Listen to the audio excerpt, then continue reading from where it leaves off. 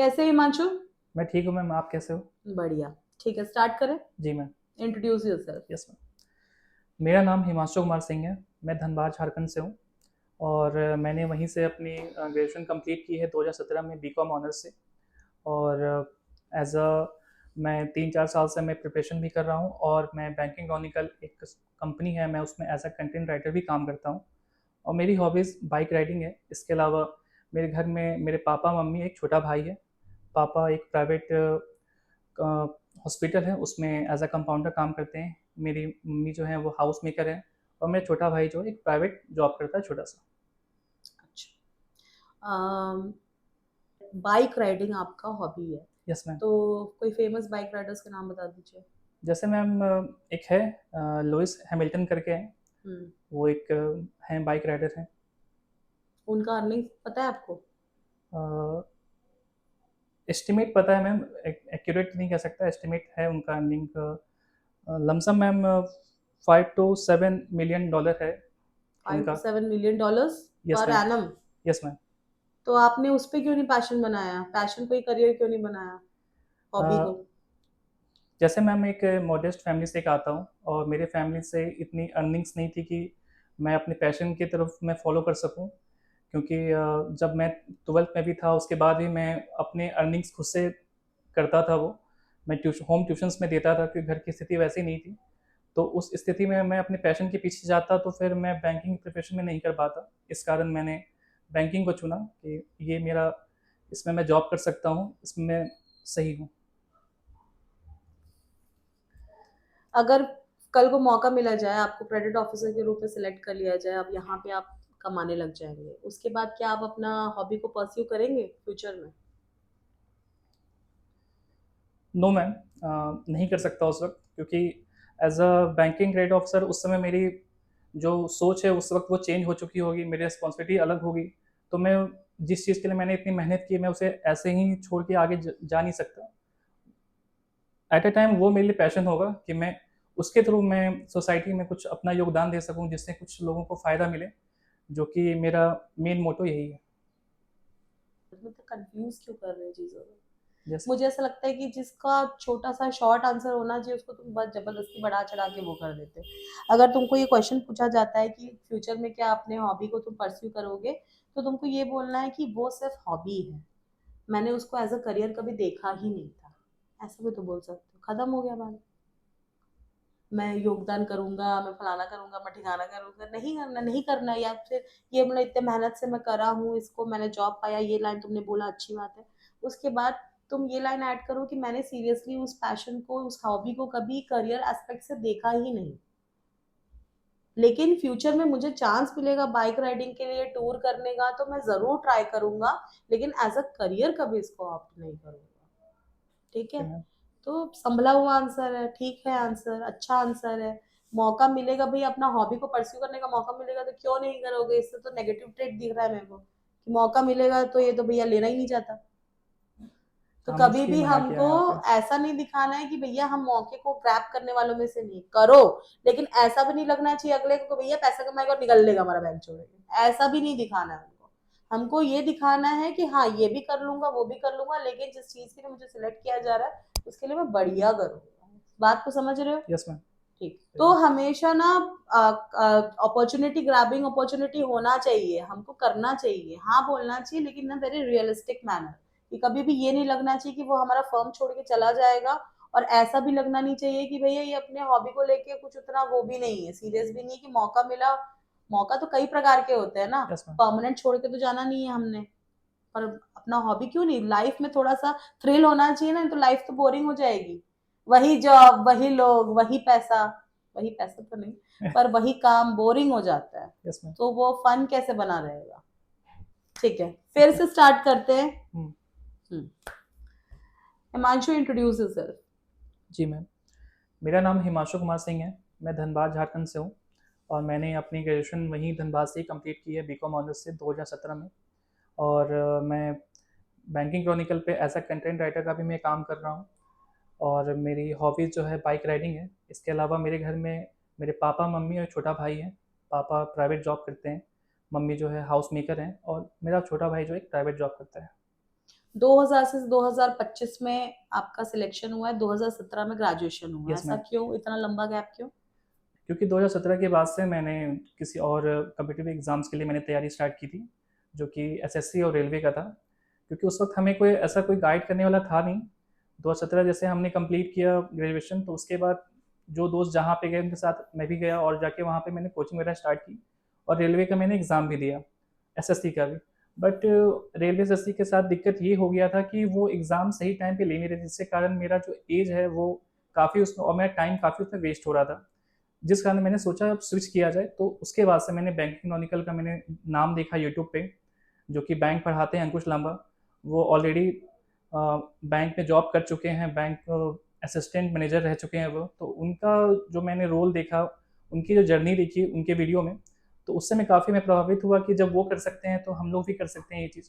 तब उसके बाद से मैंने बैंकिंग के प्रति मैंने अपना रुझान देखा, और फिर मैं बैंकिंग की प्रिपरेशन मैंने स्टार्ट कर दी। तो आपको क्या लगता है एसएससी रेलवे का सिर्फ नोटिफिकेशन टाइमली नहीं आ रहा था इसलिए आपने स्विच किया, कि बैंकिंग आपको ज्यादा आसान लगा? मैम, उस वक्त जो है एसएससी और रेलवे का एग्ज़ाम जो पैटर्न था उस वक्त, वो भी सेम तो नहीं है। उसका जो एग्ज़ाम का जो सिलेबस है वो काफ़ी वास्ट है, और एज अ कम देखा जाए कंपेयर करके बैंकिंग से, तो बैंकिंग में ज़्यादा वास्ट है नहीं। और बैंकिंग की चीज़ें मुझे ज़्यादा अच्छे से समझ में आई, क्योंकि उसमें भी आपका कॉन्ट्स वगैरह रहते हैं और अकाउंटिंग रहते हैं उसमें। और मैंने अपने लाइफ में जो मैं रहा है आफ्टर ग्रेजुएशन या फिर आफ्टर इंटर, मैंने ट्यूशन्स पे मैंने दिए हैं बच्चों को, जिसके कारण मुझे इस सब्जेक्ट के प्रति मुझे ज़्यादा अच्छे से पता था। इसलिए मैंने सोचा कि मैं इसके प्रति आता हूँ, और मुझे इसमें ज़्यादा इंटरेस्ट लगा, ज़्यादा चीज़ें अच्छे से समझ में आई। सो इसलिए मैं इसमें आया। ठीक है। तो इतना जो लंबा चौड़ा आंसर दिया ना, उसके बदले तुम ये भी कह सकते थे कि मैंने जब कंपेयर किया रेलवे एसएससी को बैंकिंग के साथ, तो मुझे सब्जेक्ट्स कम नजर आए। उसमें मल्टीपल सब्जेक्ट्स है, हिस्ट्री, फिजिक्स, केमिस्ट्री, सारी चीजें वहां पे आती है, लेकिन बैंकिंग में 4 से 5 सब्जेक्ट है, जो कि ज्यादा आसान है कम टाइम में केटर करने का। क्योंकि तुमने जो कहा कि ऑलरेडी आपने टाइम वेस्ट किया काफी, यस मैम। आपको गाइडेंस के अभाव की वजह से टाइम वेस्ट हुआ, यस इस मैम। वजह से। तो ऐसे कंपैरिजन करोगे तो ज्यादा बेटर लगेगा, ना कि इतना लंबा चौड़ा आंसर। Yes ma'am. क्योंकि टाइम आपके पास सिर्फ 10 से 15 मिनट्स होंगे, और उस पर अगर आप बहुत जबरदस्ती का भी बात करोगे तो वो भी सही नहीं है। कम में ज्यादा अच्छा इंफॉर्मेशन पहुंचाओ तो बेटर है। ठीक है, मार्क्स गेन करने में आसानी रहता है। Okay ma'am. आपने कहा आपकी हॉबी है बाइक राइडर, मतलब बाइक राइडिंग हॉबी है यस आपकी। मैम। तो कहीं ट्रैकिंग पे गए, बाइक राइडिंग कर किया आपने कहीं? हाँ मैम, किया है मैंने। इस जब मैं ग्रेजुएशन जब कर रहा था, उस वक्त मैं अपने दोस्तों के साथ घूमने जाता था। जैसा मैंने आपको बताया, मैं धनबाद से हूँ, तो धनबाद में 2-3 जगह हैं जहाँ पे आप बाइक से जा सकते हो, फिर वहाँ पे ट्रैकिंग कर सकते हो आप। पारसनाथ एक जगह है वहाँ पे, वहाँ आप हम्म। घूमने जा सकते हो। हमारे घर से लगभग 90 टू 100 किलोमीटर दूर पड़ता है वो। तो वो सफ़र अच्छा होता है, स्पेशली मॉर्निंग में। हम्म, तो हमने किया है वो। बढ़िया। फेमस बाइक राइडर के नाम बता दो कोई दो। Yes ma'am. लुइस हैमिल्टन और मैग्नस कार्लसन। आपने कभी बाइक राइडिंग को अपना करियर बनाने का नहीं सोचा? नो मैम, वो मेरा पैशन था। मैंने वो पैशन सॉरी वो मेरा पैशन था। मैंने करियर मैंने बैंकिंग में ही देखी अपनी, क्योंकि मैं जिस फैमिली से आता हूँ, बहुत ही मॉडेस्ट फैमिली से आता हूँ मैं। मेरे घर की अर्निंग्स उतनी नहीं थी कि मैं अपने पैशन के पीछे जा सकूँ। तो वो मेरा वो पैशन है, मेरी हॉबी है वो, कि मुझे पसंद है। बट एज अ करियर मैं बैंकिंग को मैं ज़्यादा अच्छा समझता हूँ। पर बाइक राइडर भी बढ़िया ही कमाते हैं। आपको पता है उनका कितना वर्थ है, कितना इनकम है per annum? No ma'am, accurate तो नहीं पता, एस्टिमेट पता है उनका कितना अर्निंग्स है। हम्म। बट जैसा मैंने आपको बताया था कि घर की स्थिति वैसी नहीं थी कि हम्म। मैं एक प्रॉपर बाइक भी ले सकूं। So that's why. ओके, ठीक है। आपने क्रेडिट ऑफिसर के रोल के लिए अप्लाई किया हुआ है, यस तो मैम। उसकी रिस्पॉन्सिबिलिटीज क्या क्या होती है? Yes ma'am. First of all तो आप एक रेप्यूटेड बैंक में जा रहे हो, आप उस बैंक का नाम आपको देखना है, किस बैंक में आप जा भी रहे हो। और आपको एक बहुत ही सीनियर एक जॉब दी जाती है, अथॉरिटी वाली जॉब दी जाती है, जिसमें स्पेशली देखा जाए तो लोन के लिए ही है ये। हम्म। और लोन से रिलेटेड बहुत सारे उसमें काम होते हैं, तो वो देखना होता है उसमें। अगर आप कोई भी क्वेश्चन आते हुए भी स्टक हो जाते हैं, तो उस प्रॉपर टाइम में आप 2 सेकंड की लंबी गहरी सांस लें और फिर से आंसर करने का ट्राई करें, और चाहे तो उनसे पूछ सकते हैं कि सर इसका आंसर मैं दोबारा दे सकता हूँ, पहली बार में मेरे से अच्छे से कोशिश नहीं हो पाई। तो इस तरीके से आप दोबारा कोशिश कर सकते हैं, क्योंकि वो 10 मिनट्स आपकी जिंदगी के बहुत इंपॉर्टेंट 10 मिनट्स होने वाले हैं, जो फिर दोबारा अगले साल ही आएगा मे यस बी। मैम। तो उसको गवाने की बजाय और रिग्रेट करने के बजाय, फेस पे शो करने के बजाय, फिर से एक कोशिश कर लो, फिर से उनसे परमिशन मांग लो, उनसे रिक्वेस्ट कर लीजिए कि भाई एक बार मुझे और मौका दे, ठीक है। Yes ma'am. अगर पैनल अच्छा होगा, अच्छे मूड में होगा, फ्रेंडली होगा, तो आपको वो मौका जरूर देंगे, क्योंकि ट्राई करने वालों को हमेशा लोग पसंद करते हैं, और वो ऑनेस्टी पसंद करते हैं कि ठीक है, आप एक्सेप्ट कर रहे हो कि आपने पहले बेटर नहीं कर पाए, आप फिर से कोशिश करना चाहते हो। Yes ma'am. Are you ready? Yes ma'am. Credit officer, yes तो मैम। न पोस्ट से समझो कि किस टाइप का काम होगा, अगर नहीं समझ में आ रहा फिर से उसको सोचो, फिर से करने का ट्राई करो, ठीक है। Yes ma'am. तो क्रेडिट ऑफिसर का की रिस्पॉन्सिबिलिटी क्या होता है? Yes ma'am. First of all होता है उसमें लोन डिस्बर्समेंट, कि आपको उसमें मेन रोल ये होता है कि जितने भी वहाँ पे कस्टमर आएँ या फिर जितने भी वहाँ पे कंपनी जो आते हैं, जो इकॉनमी को आगे बढ़ाने के लिए कुछ बिजनेस करना चाहते हैं, जिनके पास उनके पास फंड नहीं होता है, तो बैंक के पास आते हैं लोन के लिए। तो ये क्रेडिट ऑफिसर का काम होता है कि वो किस पर्पज से आए हैं, उनके पीछे उनका मोटिव क्या है, और जिनको आप पैसे दे रहे हो वहाँ की कॉस्ट लागत क्या है, वो सब देखते हुए आप असेस करते हो, उसके बाद उसे आप लोन देते हो। तो क्रेडिट ऑफिसर का ये रोल होता है कि वो इस सब चीज़ को देखते हैं, उसके बाद फिर वो लोन के बारे में वो सोचते हैं फिर। गुड, पहले से better answer. Thank you ma'am. तो बेसिकली लोन एप्लीकेशन को एसेस करते हैं यस कि मैम। पर्पस क्या है। Yes ma'am. दूसरा, रिस्क मैनेजमेंट का कोई काम होता होगा, ऐसा सुना है आपने, रिस्क हाँ मैम, मैनेजमेंट? सुना है हमने। तो रिस्क मैनेजमेंट से क्या समझते हैं? रिस्क मैनेजमेंट से ये समझते हैं मैम कि जो भी वहाँ पे लोन के मामले से आते हैं वहाँ पे, हम्म। तो कंपनी ये देखती है, मीन्स बैंक ये देखती है कि आप जिस पर्सन को आप लोन दे रहे हो, उस लोन को वो वापस कर सकता है कि नहीं कर सकता है, जितना अमाउंट वो मांग रहा है, क्या उसकी लागत वहाँ उतनी है भी कि नहीं है, जहाँ पे आप कुछ भी लगा रहे हो कल को वो आपका एनपीए ना हो जाए, ये सब रिस्क देखना पड़ता है। ये सब देखने के बाद बैंक सामने वाले को फिर लोन देती है। गुड। तो एनपीए देखना पड़ता है, रिस्क को एसेस करना पड़ता है, तो बेसिकली उस पर्सन की क्रेडिट वर्दीनेस को चेक करता यस मैम। है ना, कि वो कितना केपेबल है लोन रिपेमेंट के लिए। Yes ma'am. ठीक है, फाइनेंशियल डॉक्यूमेंट्स को एवेल्युएट करता है कि प्रॉपर डॉक्यूमेंटेशन हो रहा है कि नहीं, तो ये सारी की रिस्पॉन्सिबिलिटी है, यस ठीक मैम। है। अब आपने एक वर्ड यूज किया एनपीए, एनपीए से आप क्या समझते हैं? एनपीए में मीन्स नॉन परफॉर्मिंग एसेट होता है। जब बैंक किसी को जब लोन देती है और उस लोन का वो प्रिंसिपल अमाउंट तक जब नहीं चुका पाता है, तो उस केस में वो जो एसेट होती है बैंक के पास, जो गिरवी होती है, वो एनपीए हो जाता है। जिसका मतलब है कि उससे उसका कुछ भी उनसे अब वो लाभ नहीं ले सकते। तो उस केस में बैंक जो है उस एसेट को एनपीए घोषित कर देती है। इसका कोई टाइम लिमिट होता है कि कितने दौरान में ही एनपीए घोषित होगा? यस मैम, होता है। इसमें बहुत सारे क्राइटेरिया होते हैं इसमें। 3 क्राइटेरिया होते हैं इसमें, तीनों को फॉलो किया जाता है, उसके बाद फिर वो किसी भी एसेट को वो एनपीए में डाल सकते हैं फिर। Time limit? Yes ma'am. 1 महीना, 2 महीना, 3 महीना, कितना टाइम दिया जाता है जिससे उसको एनपीए घोषित किया जाए? मैक्सिमम मैम 90 डेज ओवरऑल ये इसमें लगते हैं इसमें। तो जब भी आप एनपीए के बारे में बताएं, तो अगर क्राइटेरिया को आप डिटेल में नहीं बता पा रहे हैं तो अपने मन से मत बोलिए, लेकिन टाइम लिमिट तो बताओगे ना, कि 90 डेज के अंदर अगर लोन रिपेमेंट नहीं हुआ, या तब जाके उसको एनपीए घोषित किया यस मैम। जाता है, ठीक है। तो टाइम लिमिट बताना जरूरी है। और दूसरा, ऊपर नीचे आए बाय नहीं देखना है, okay ma'am. Eye contact maintain करना है, ठीक है। एनपीए, चलो ठीक है, एनपीए 90 डेज में रिकवर नहीं हुआ एसेट, तो एनपीए हो गया।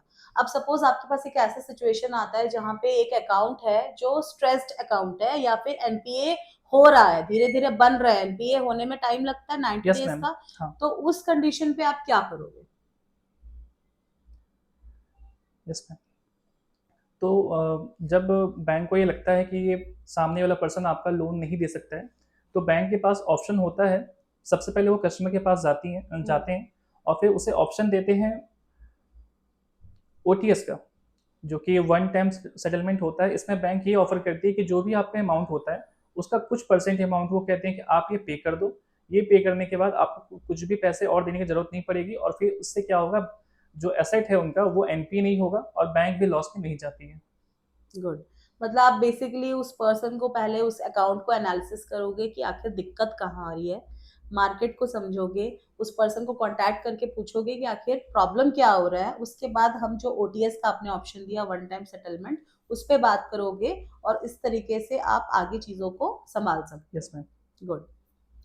अब ये बता दो कि क्रेडिट ऑफिसर है तो लोन की बात हो रही है, तो सिक्योर्ड लोन और नॉन सिक्योर्ड लोन में क्या फर्क है?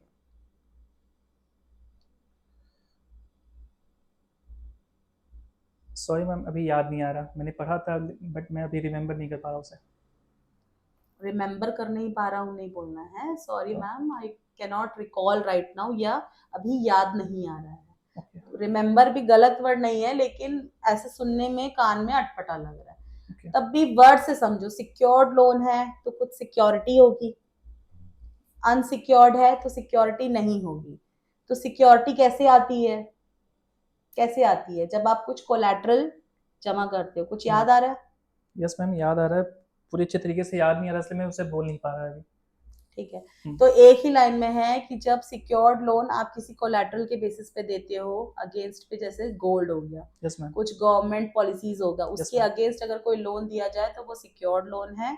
और वही आप खाली ट्रस्ट के बेसिस पे दे रहे हो, क्रेडिट, अगले का क्रेडिट कैसा है, क्रेडिट हिस्ट्री, कि वो लोन रिपेमेंट कैसे कर पा रहा है, अगर उस बेसिस पे दे रहे हो, ट्रस्ट के बेसिस पे दे रहे हो, तो वो अनसिक्योर्ड लोन है। Yes ma'am. ठीक है, सिंपल है, याद रखना है इस चीज को। Yes ma'am. ठीक है। कौन से फाइनेंशियल रेशियोज होते हैं लोन को अप्रूव करने के लिए? Financial ratios to approve loan. Sorry ma'am, I can't recall right now. ठीक है, तो इस क्वेश्चन को भी देख लेना क्योंकि बहुत इंपॉर्टेंट क्वेश्चन है ये। इसका आंसर आपको बता देती हूँ। डेट टू इक्विटी रेशियो, नाम कुछ सुना सा लग हाँ रहा है। हाँ, सुना है। Current ratio, interest coverage ratio, ROCE, ROCE नहीं, रिटर्न ऑन कैपिटल एम्प्लॉयड, और है डेट सर्विस कवरेज रेशियो। जो डीएससीआर है, ये बहुत इंपॉर्टेंट टर्म है क्योंकि इसके बेसिस में बहुत सारे क्वेश्चंस बनेंगे। तो मैं डीएससीआर के बारे में पढ़ लेना अच्छे से। ठीक है। कुछ ये डाउट है? ठीक। हाँ, इसके बारे में ये था हम्म। कि मैंने पढ़ा ऐसा कभी लोन डिस्बर्समेंट के लिए क्या क्या ज़रूरत है ये मैं पढ़ा नहीं कभी इसमें, ना ही मतलब जितना भी मैं क्लासेस वगैरह किया हूँ हम्म। उसमें कभी भी ये चीज़ के लिए कभी नहीं आया था उसमें पर कैसे। डीएससीआर तो बहुत इंपॉर्टेंट है क्योंकि डीएससीआर के टर्म पे आपको पता चलता है कि आपका क्रेडिट वर्दिनेस क्या है। क्योंकि दो तीन पॉइंट जो आप बताए वो दो हम्म। तीन पॉइंट मैंने पढ़ा है वो, हम्म। लेकिन लोन किसी को देना उसके लिए क्या क्या है ऐसा नहीं। पढ़ तो लेना। हाँ, वो मैं पढ़ लूंगा वो और पॉइंट्स दूसरा, में। ऐसे नहीं टच करना है बोलते वो है हुए। क्या?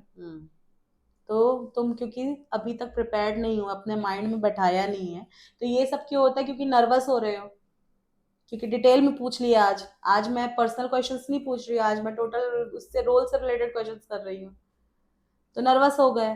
तो इंटरव्यू तो कैसे भी जा सकता है ना, हो सकता है तुम्हारे इंट्रोड्यूस योर सेल्फ में घूम जाए। अब मुझे इंटरेस्ट नहीं था बैंकिंग क्रॉनिकल का क्योंकि वो सेशन हो चुका है। अब हम्म। मैं सोची थोड़ा इस बारे में बात कर लिया जाए, तो तुम नर्वस हो गए तो हाथ पैर अपने आप हिलने लग गए।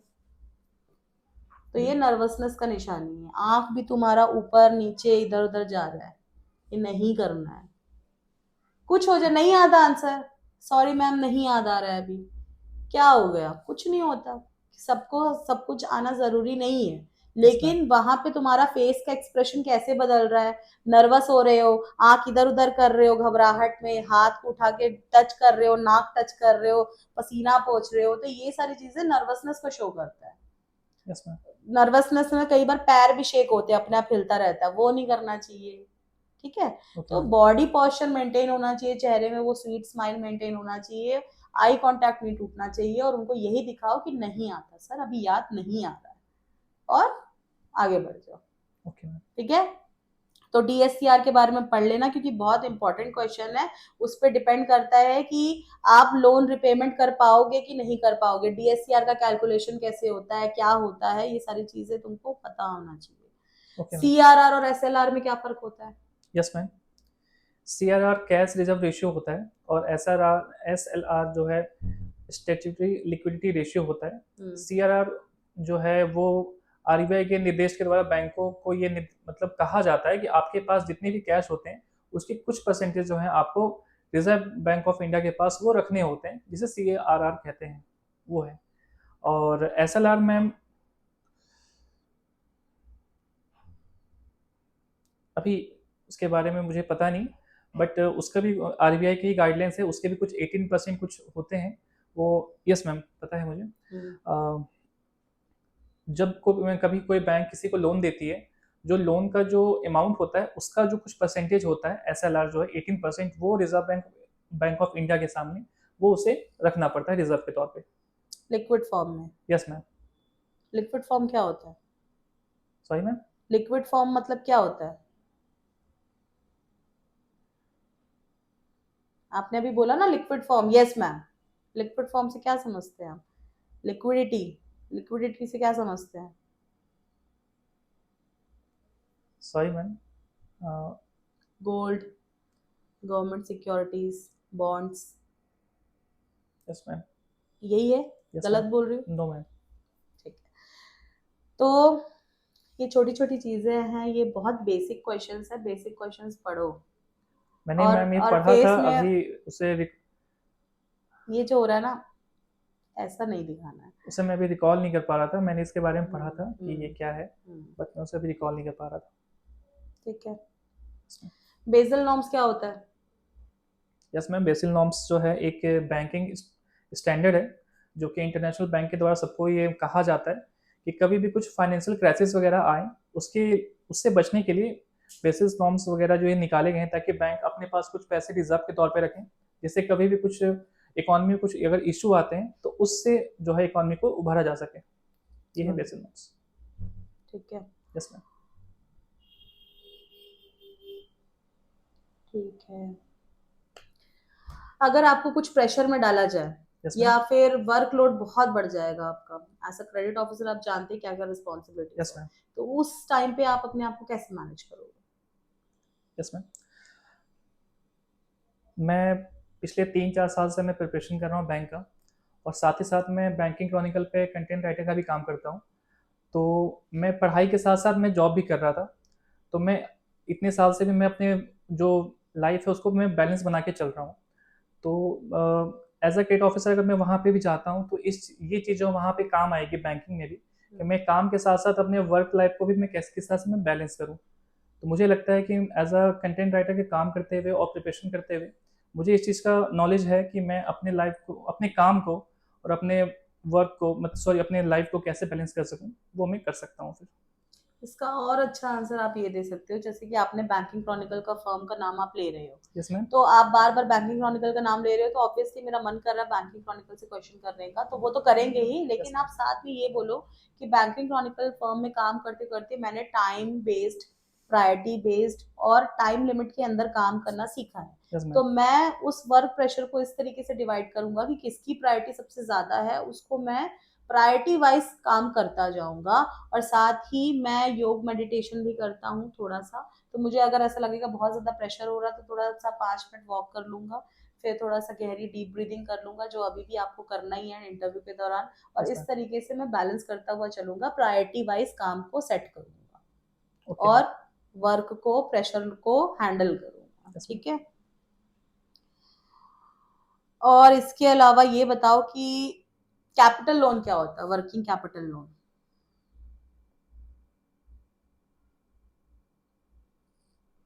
सॉरी मैम, इसके बारे में मुझे नहीं पता है। इसके बारे में थोड़ा पढ़ लीजिएगा, क्योंकि लोन देना है तो ये लोन के अलग अलग क्राइटेरिया होते हैं। वर्किंग कैपिटल लोन नाम से भी काफी चीजें समझ में आती है कि बिजनेस में अगर कोई बिल देना है, कुछ इन्वेंट्री परचेज करना है, तो आप कोई लोन सैंक्शन करते हैं, तो वो इसके अंडर आता है। इसके बारे में थोड़ा सा आप पढ़ लेना। ठीक है। Okay ma'am. टर्म लोन और कैश क्रेडिट में क्या फर्क होता है?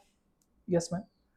टर्म लोन स्पेशली वो लोन है, जैसे जस्ट लाइक होम लोन्स जो होते हैं, जिसमें आप जब आप घर लेते हो तो उसकी जो लोन अमाउंट होती है वो आप 20 ईयर्स, मे बी 25 ईयर्स तक आप पे करते हो, तो वो एक तरह का वो लॉन्ग टर्म लोन होता है, वो करते हैं। फिक्स टाइम पीरियड के लिए होता यस मैम, वो फिक्स टाइम पीरियड के लिए होता है। है। Cash cash loan, cash credit में क्या फर्क है? सॉरी मैम, इसके बारे में नहीं पता है। कैश क्रेडिट के बारे में नहीं पता है? नहीं मैम। ऐसा कुछ पर्टिकुलर लिमिट उनको सैंक्शन किया जाता है जो कभी भी वो विड्रॉ कर सकते हैं within the time limit, ऐसा कुछ याद आ रहा है आपको? No ma'am. ठीक है, इसके बारे में भी आप अच्छे से पढ़ लेना। ठीक यस है। मैम। अच्छा, रिसेंटली आरबीआई ने कुछ क्रेडिट ग्रोथ के लिए कुछ गाइडलाइंस जारी किया है, आपको कुछ नॉलेज है इस बारे में?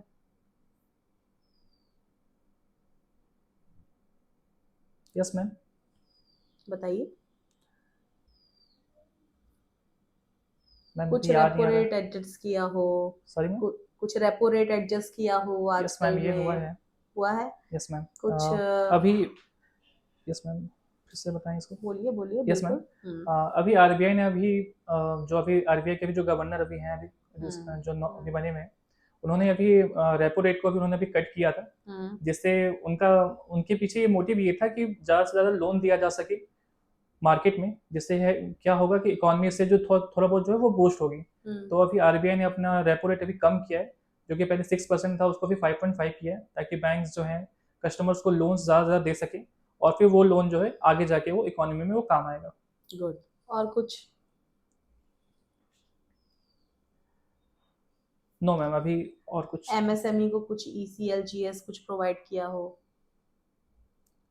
प्रायोरिटी सेक्टर लेंडिंग रिफॉर्म किया हो? Yes ma'am. अभी आरबीआई ने अपने गाइडलाइंस में कुछ अभी चेंजेस किए हैं। हम्म। एक पीएसएल, एक बैंकर्स, मतलब जितने भी बैंक होते हैं, आरबीआई उनको निर्देश देती है पीएसएल को टर्म को पूरा करने के लिए, जो कि आपका प्रायोरिटी सेक्टर लैंडिंग होता है, कि कुछ सेक्टर को आपको पहले प्रायोरिटी देनी होती है। तो उसके एवज में अभी आरबीआई ने अभी एक स्मॉल फाइनेंस बैंक के सामने अभी पहले उनके पास 75% पहले था पीएसएल, उसे घटा के अब वो 60% कर दिया उन्होंने। अच्छा। Yes ma'am. एनबीएफसी से क्या समझते हैं?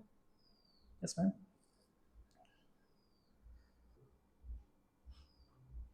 सॉरी मैम, अभी मैं रिकॉल नहीं कर पा रहा। कुछ नॉन बैंकिंग फाइनेंशियल कंपनी याद आ रहा है? Yes ma'am. कुछ एग्जांपल बता दो उसके। सॉरी मैम, अभी मैं रिकॉल नहीं कर पा रहा। कुछ मुथूट फाइनेंस लिमिटेड, कुछ ऐसा याद आ रहा है?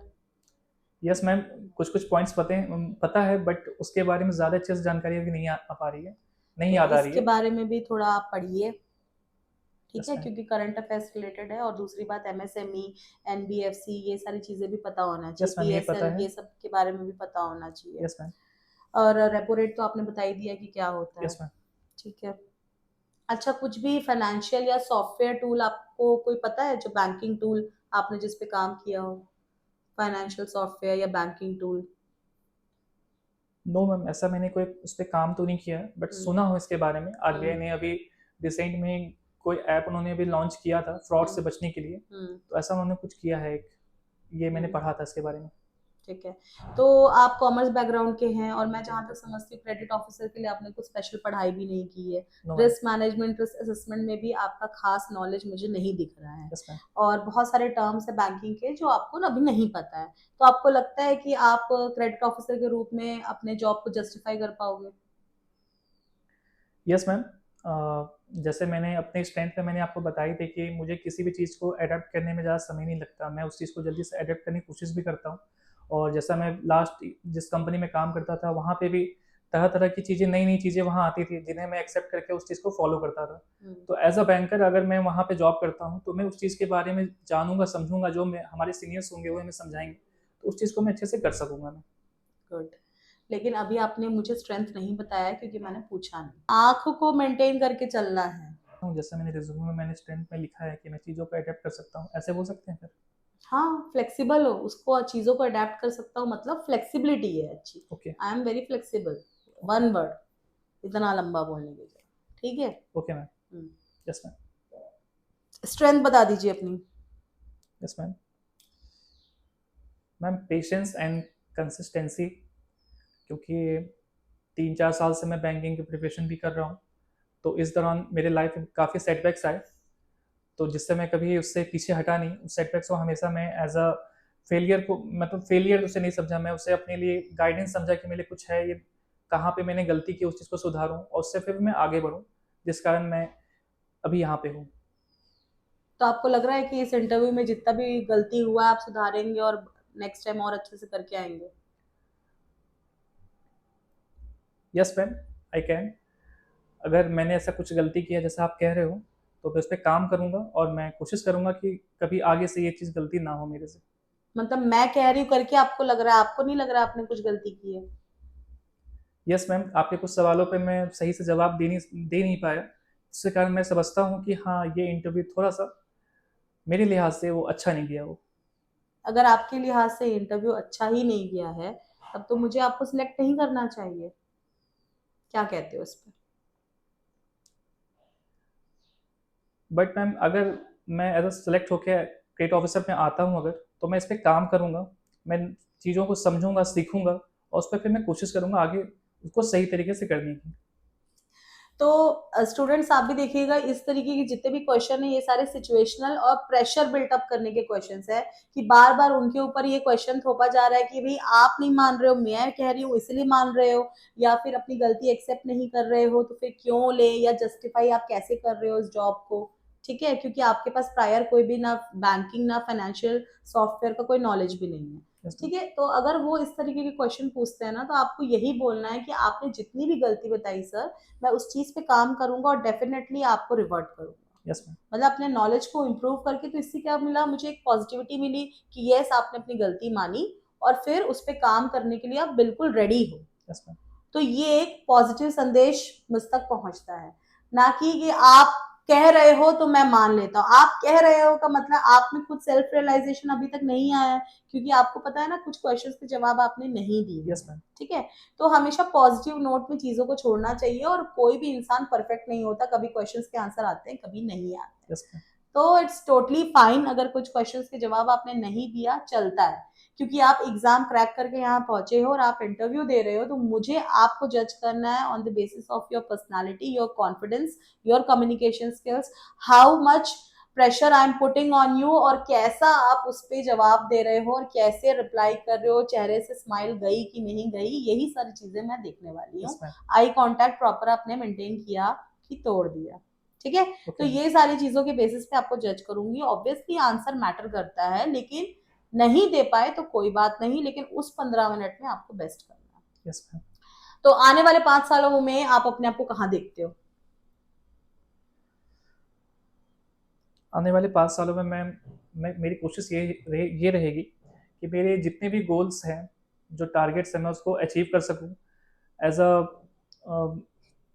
अपने काम, जो भी मुझे काम दिया था मैं उसे ईमानदारी से पूरा करूँ और उस काम के पीछे मैं अपना सब कुछ दूँ, और जिससे कि मैं जो भी सोसाइटी वहाँ पे जो है मैं उनको मैं कुछ हेल्प कर सकूँ, और सबसे बड़ी बात, मेरी फैमिली मेरे पे प्राउड करे। गुड। तो ये तो आप करने वाले हो, ये आपने बताया, यस लेकिन मैम। आने वाले 5 सालों में आप अपने आप को कहाँ रख रहे हो ये नहीं बताया। ये तो आपने अच्छी बात बताई, मैं हेल्प करूंगा, अपने पेरेंट्स को प्राउड फील करवाऊंगा, एनवायरनमेंट को बढ़िया करूंगा, सब कुछ करूंगा, लेकिन आने वाले 5 सालों में अपने आप को कहाँ देख रहे हो? अभी आप क्रेडिट ऑफिसर बन गए हो, यस मैम। आने वाले 5 सालों में अपने आप को आप कहाँ देख रहे हो? ये सब काम करते हुए जो आपने बोला आंसर में इंक्लूड करो। दूसरा, एज अ क्रेडिट ऑफिसर मैं ये कोशिश करूंगा कि अपने काम को और बेहतर बनाऊं, अच्छे से अच्छा रिस्क मैनेजमेंट, लोन असेसमेंट करूं, और सीनियर क्रेडिट ऑफिसर के रूप में अपने आप को एस्टैब्लिश करूं। ज्यादा से ज्यादा एनपीओ को कम करने की कोशिश करूं, रिस्क असेसमेंट, ये यस मैम। सारी चीजों में काम करूं, और जो बैंक है उसके हित पे और काम करके बैंक के टर्नओवर को इंक्रीज करूं। Yes ma'am. ठीक है, यस मैम। तो आपने अपना भी पोजीशनिंग हाई कर दिया, बैंक को भी बता दिया कि उसके हित के लिए भी आने वाले 5 सालों में आप काम करने वाले हो, और अपना वर्दीनेस साबित किया कि मुझे लोगे तो मैं आपके बैंक के लिए एसेट साबित होऊंगा। ठीक है। Yes ma'am. ठीक है, तो सीबीआई ही क्यों ज्वाइन करना चाहते हो एज अ क्रेडिट ऑफिसर? बाकी बैंक क्यों नहीं? आप अभी तक एग्जाम तो दे ही रहे हो, बाकी भी। Yes ma'am. तो अगर दूसरी जगह सिलेक्शन हो जाता है तो फिर?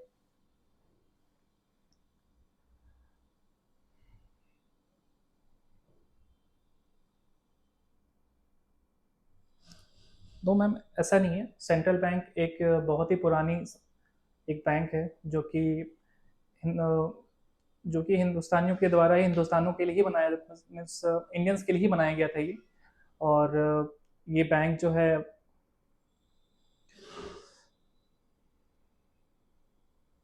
सॉरी मैम, अभी कुछ बोल नहीं पा रहा इस पे।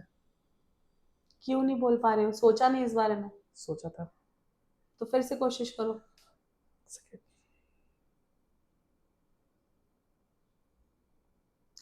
और मैं एक चीज और बोलना चाहूंगी कि आप ना जब भी कोई क्वेश्चन आपके ऊपर थ्रो किया जाता है तो बहुत देर तक नीचे मत देखो, और हर क्वेश्चन में नीचे मत देखो। आप उनको देख के भी सोच सकते हो।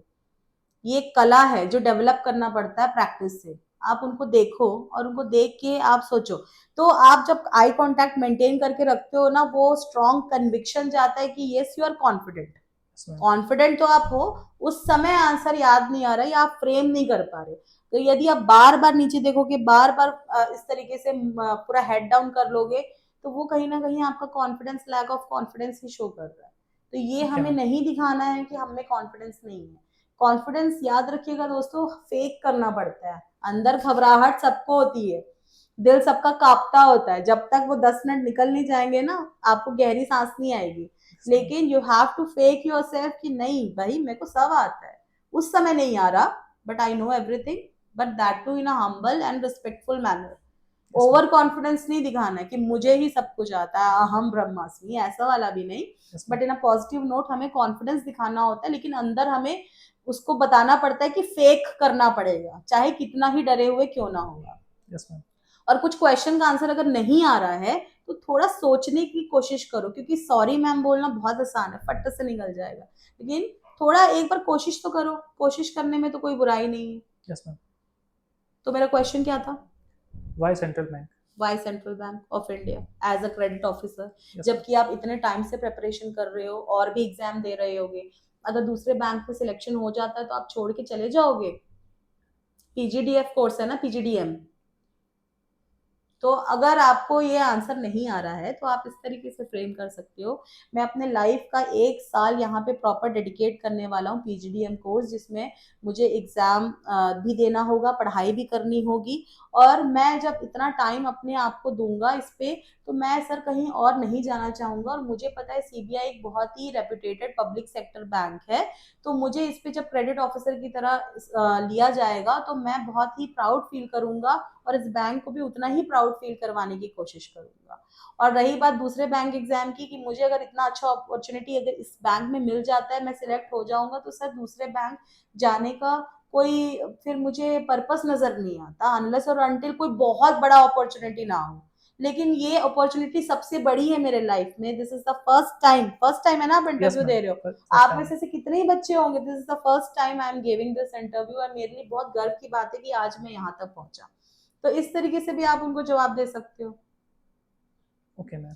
हमेशा पॉजिटिव नोट में आंसर देने का यही तरीका है ऐसा नहीं है। आंसर आप डिफरेंट डिफरेंट टाइप से दे सकते हो, पर एक तरीका हो सकता है कि आप इस तरीके से उनको बोलो कि मैं अभी तक एग्जाम देते आ रहा था, लेकिन this is my first interview, और मैं यहाँ सिलेक्ट होता हूँ तो ये मेरी एश्योरिटी है सर कि मैं अपना बेस्ट दूंगा और मैं इस बैंक को छोड़ के कहीं नहीं जाऊंगा। Yes ma'am. ऐसा भी दे सकते हो। और आप ये भी कह सकते हो, ये भी सच बात है, मैं बहुत टाइम से प्रिपेयर कर रहा हूँ, बहुत सारे एग्जाम मैंने दिए हैं, लेकिन इंटरव्यू मैं आज पहली बार पहुंचा हूँ, और ये मेरे लाइफ का पहला इंटरव्यू है जो मुझे जिंदगी भर याद रहने वाला है, और मैं अगर सिलेक्ट हो गया तो मैं अपना पूरा लाइफ डेडिकेट करने के लिए तैयार हूँ। यस तो ऐसे भी आंसर दे सकते हो। मैंने 2-3 प्रकार के आपको एग्जाम्पल दे दिया, आप डिसाइड कर लो आपको कैसे जवाब देना है। मैम। ठीक है।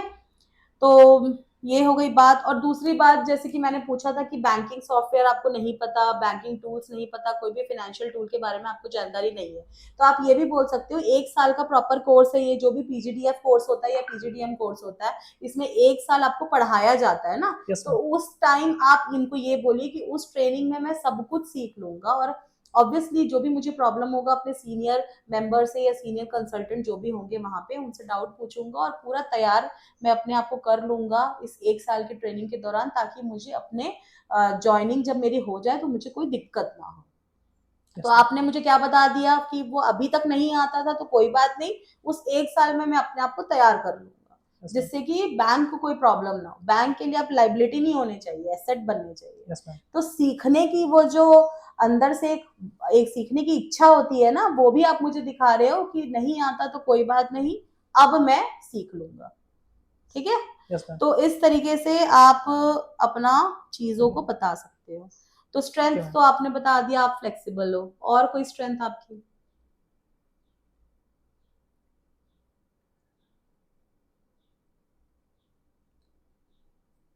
कुछ भी चीज़ों को जैसे नए काम मिलते हैं, मैं से बताया तो चीज़ों को मैं अडेप्ट जल्दी कर लेता हूँ। उस चीज़ों को मैं सीखता जल्दी हूँ उसे, और उस चीज़ को फिर इम्प्लीमेंट करके जो भी आगे काम होता है मैं उस काम को फिर मैं करता हूँ। तो ये इसको क्विक लर्निंग बोलते हैं, यस क्विक मैम। लर्निंग है, यस मैम। फ्लेक्सिबल हो, अडेप्टेबिलिटी है, यस मैम। कम्युनिकेशन भी अच्छी होगी क्योंकि बैंकिंग क्रॉनिकल में आपने काम किया है तो रिटर्न वर्बल जैसे कि आपने कहा कंटेंट क्रिएशन का काम यस किया मैम। था आपने, तो मैं मान के चल रही हूँ कि कम्युनिकेशन स्किल भी अच्छा होगा। यस तो मैम। इस तरीके से सोच के बोलो अपने काम से रिलेटेड, ओके ठीक मैम। है? तो इतना टाइम नहीं लगेगा स्ट्रेंथ बताने के लिए। वीकनेस क्या है आपकी? वीकनेस मैम ये होता है कि जब मुझे काम दिया जाता है एज अ कंटेंट राइटर कि आपको ये क्वेश्चंस आपको बनाना है, तो उस क्वेश्चन को मैं परफेक्ट करने के दौरान में उस समय टाइम बहुत ज़्यादा उसमें चला जाता है, जो कि मुझे लगता है कि उस समय की देरी है, और उसे परफेक्ट करने के चक्कर में समय कुछ ज़्यादा ही वेस्ट हो जाता है। जिस चीज़ पे मैं काम कर रहा हूँ कि मैं उस चीज़ को जल्दी कर सकूँ और ज़्यादा एक्यूरेट और एक्यूरेसी से करूँ, और ताकि वो सही हो, मैं इस पे ठीक है, काम तो कर रहा हूँ। इस पे कैसे काम कर रहे हो? अभी तक कुछ आपने किया है इस बारे में? Yes ma'am. जो भी क्वेश्चंस मैं बनाता था, जो उसे मैं क्रिएशन करता था, उसका मैंने टाइम लिमिट था मैंने उसे कम किया, ताकि मेरा उससे टाइम बचे, और जो भी मैं उसे चेक करने के जो मैं पहले की स्पीड थे मैं उसे स्पीड में मैं इम्प्रूव किया, ताकि टाइम मेरा बचे और क्वेश्चन जो है मैं ज़्यादा से ज़्यादा मैं बना सकूँ और उसी टाइम में मैं कर सकूँ उसको। टाइम लिमिट आपने बांधा, यस मैम। प्रायोरिटी आपने डिफाइन किया और इस तरीके से आप काम कर रहे हो। टाइम मैनेज किया। Yes ma'am. टाइम मैनेज आपने करना सीखा और काम कर रहे हो, ठीक यस है? मैम। तो इस चीज़ को और अच्छे से आप बताओ कि भई एक काम के पीछे पड़ जाता हूँ, परफेक्शन के पीछे तो टाइम बहुत वेस्ट हो रहा है, ऐसा आपने कहा। तो आप ये कहो कि मैंने प्रायोरिटी सेट कर दी है। प्रायोरिटी के हिसाब से मैंने अपने लिस्ट ऑफ चेकलिस्ट बना ली है जिसको मैं टाइम डिवाइड करके रखा हूँ कि इतने टाइम में ये काम पहले होना चाहिए, फिर ये काम होगा, फिर ये काम, फिर ये काम। यस तो मैम। इस तरीके से आप काम कर रहे हो और धीरे-धीरे सबकॉन्शियस माइंड आपका ट्रेन हो रहा है कि मुझे जल्द से जल्द सारे काम को करना है, सिर्फ एक काम के पीछे नहीं लगना है, यस मैम। ठीक है? तो आपने बैंकिंग क्रॉनिकल में 3 साल काम किया, तो वहां के एक्सपीरियंस को आप यहाँ कैसे इम्प्लीमेंट कर पाओगे Himanshu? Yes ma'am. Banking Chronicle में भी जब वहाँ पे क्वेश्चन क्रिएशन होते थे, तो वहाँ पे भी तरह तरह के लोग वहाँ आते थे जो मुझे अपनी नॉलेज शेयर करते थे, जिससे दौरान मेरी कम्युनिकेशन स्किल्स मेरी अच्छी हुई। जब वहाँ पे और भी मीटिंग्स वगैरह होती थी, मैं वहाँ पे वो लीड करता था, मेरे अंडर में 3 से 4 लोग काम करते हैं, तो मैं उनको भी मैनेज करता था। तो मैं ये समझता हूँ कि मेरी कम्युनिकेशन स्किल्स और जो मेरा टीम वर्क है वो बैंक में वहाँ पे वो काम आएगा, जिसके थ्रू मैं किसी भी कस्टमर से जो उनकी क्वेरी होगी मैं उससे अच्छे से डील कर सकूँ। जो भी उनकी अकाउंट्स रिलेटेड जो भी उनके क्वेश्चंस होंगे मैं उसके अच्छे से बता सकूँ। ये चीज़ मुझे लगता है मैम कि मैं वहाँ पे जाके ये चीज़ को वहाँ पे इम्प्लीमेंट कर सकता हूँ। गुड। तो हिमांशु आज के लिए हम यहीं खत्म करते हैं। होपफुली आपको जितना भी फीडबैक दिया गया है और जितने भी पॉइंट्स बताया आप उस पर काम करोगे और रिवर्ट करोगे जल्द ऑफ से कोर्स मैम। जल्द। और बेस्ट ऑफ लक, मिलते हैं नेक्स्ट सेशन में। Thank you so much ma'am. Thank you.